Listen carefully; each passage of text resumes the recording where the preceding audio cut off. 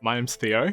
I'm a PhD student here at Melbourne Climate Futures and also in the Asia Institute at the University of Melbourne. My research background is in economics and Asian studies, so that's what I studied for my undergraduate degree.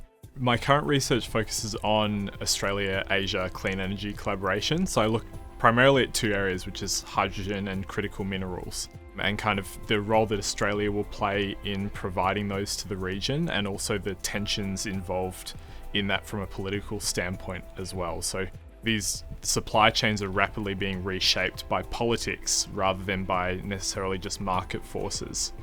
That's happening alongside the fact that these industries need to expand in scale by 10, sometimes 100-fold over the next few decades to meet the requirements for a net zero economy and global trade network as well. So those two things together create this kind of boiler room kind of situation where there's a lot of kind of factors coming together at the same time.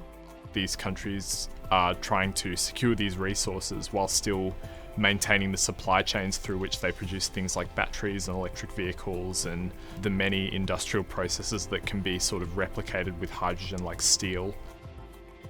It's very hard to do climate research by just focusing on one aspect of the transition because of how interrelated everything is.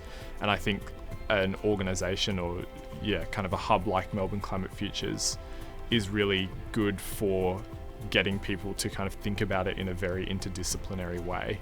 Climate research is not something that I had a very considerable background in before coming to University of Melbourne, so it was great to be immediately introduced to this space where it's not just people focusing on similar stuff to me, but people doing everything from actual scientific climate modelling through to focusing on climate finance or more political stuff like what I do. And Melbourne Climate Futures or organisations like it are really good at bringing together people that understand the science with people that are looking at the broader kind of range of challenges that we're going to face in transitioning to net zero and then also creating a safe world that we can live in.